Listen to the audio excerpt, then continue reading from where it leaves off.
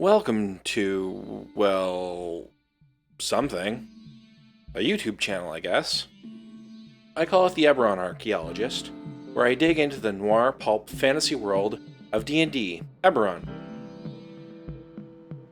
So first, I'm going to make the assumption that you are a little familiar with Dungeons & Dragons, the best and progenitor fantasy role-playing game created by Dave Arneson and Gary Gygax back in the 1970s. Currently published by Wizards of the Coast. What you might not know about, if you know D&D, is Eberron. Eberron is one of the many worlds of D&D's multiverse. It is cut off from the many other worlds of D&D, like the Forgotten Realms, Greyhawk, and Dragonlance, within the cosmology of D&D, though there have been many suggestions on how to do planar travel to it via spelljamming, the grey mists of the Domains of Dread, and by other means.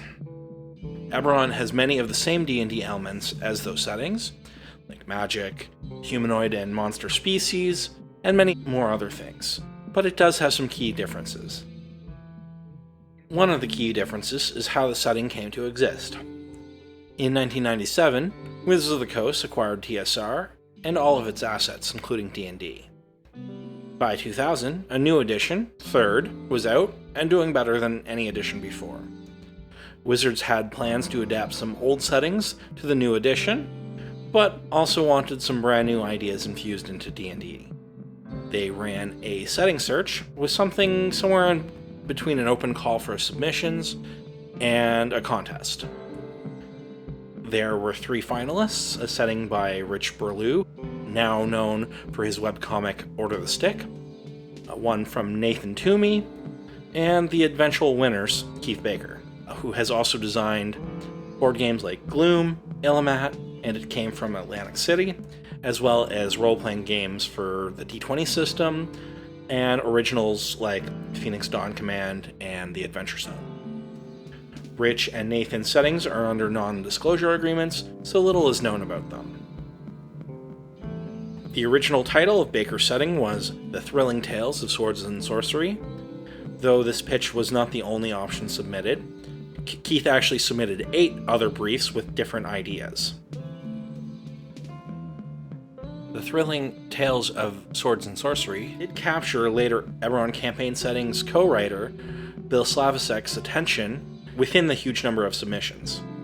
As he was one of the designers going through the submissions, and Keith's brief was one of the ones he initially identified as a possibility. Early descriptions of the setting often called it the Maltese Falcon and Indiana Jones crossed with The Lord of the Rings, covering its classic fantasy mixed with noir and pulp ideas.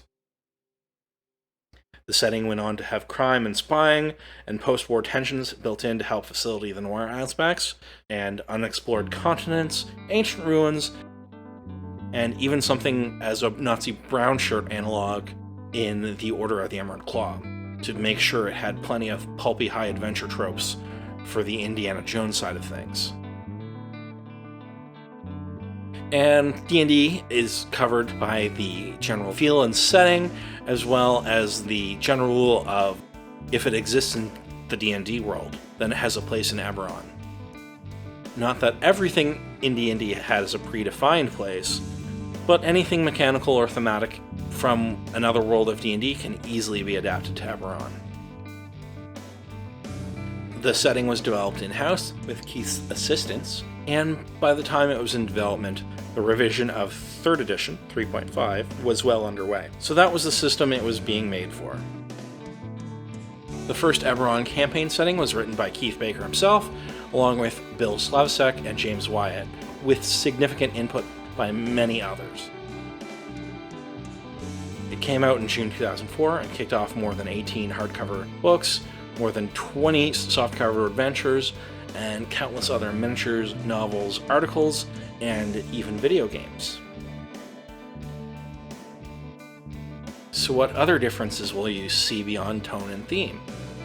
Eberron was built to showcase how magic in D&D was consistent and reliable, especially by the rules as written in 3rd edition. This means magic is treated both as a science and technology, meaning low-level magic is common and widespread, mid-level magic is rare but known, and higher-level spells and effects are legendary, and mostly available to non-player characters in the mythic past or through major evil entities. Magic as technology leads to the creation of the dragon-marked houses, clan-led super companies who monopolize aspects of business and some parts of life. They approach late 19th century levels of technology via their magic. The lightning rail as a railway analog, networks of sending stones similar to telegraph, and elemental shipping, and the dawn of air travel through elemental airship, among many other magic technologies between the 13 houses. So if you are going to be playing or dungeon mastering in Eberron, what do you need to know to get started? Well, that is going to depend on what system you are using. It has rules available for being run in the current D&D 5th edition, but also has books available for 3rd and 4th editions, and fan conversions have been done for other systems like Pathfinder and Savage Worlds. I will link to fan conversions for both of those systems, but am not planning on covering either in great detail. The core books for each edition of Eberron for Dungeons & Dragons are 3.5, the original Eberron campaign setting. There was also a player's guide to Eberron available, and while it is useful, it is not treated as core. It was a way of giving short bits of information as well as helping guide non-Eberron content into the world of Eberron. The campaign setting book contains both the player and DM information to run the setting. For 4th edition, there are 2 core books, the Eberron Campaign Guide, primarily aimed towards DMs, and the Eberron Player's Guide, aimed mostly towards players. They were written primarily by Keith Baker and James Wyatt, and Dave Noonan and Harry Marmel, respectively. 5th edition also has 2 sets of core books. This time they are iterative, not split between players and DMs. The first to come out was The Wayfinder's Guide to Eberron, an ebook released officially by Wizards of the Coast through DMsGuild.com and written by Keith Baker. It contained player material and just enough information, with supplement from previous editions for a DM to run a game.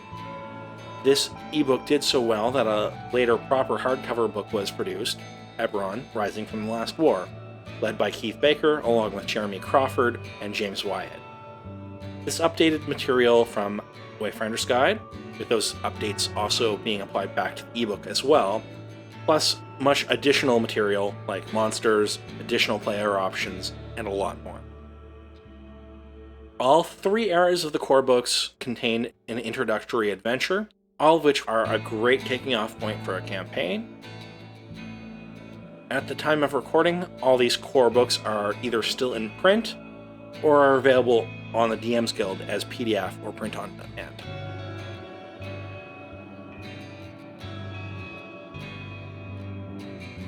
So what kind of videos will we find on this channel? Well, there will be a series called the Eberron Collector, covering the weird and wonderful books, miniatures, and more to aid in the play of D&D in Eberron, or to tell stories within the world.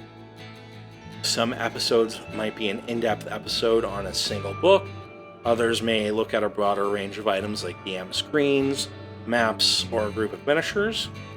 I'll also be making videos about the lore and history of nations, factions, species, and more in Eberron, and when I can, I will cover not just the in-game lore, but also the history of how the information was released.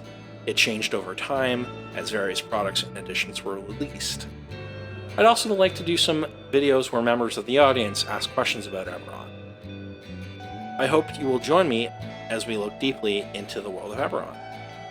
Thank you very much.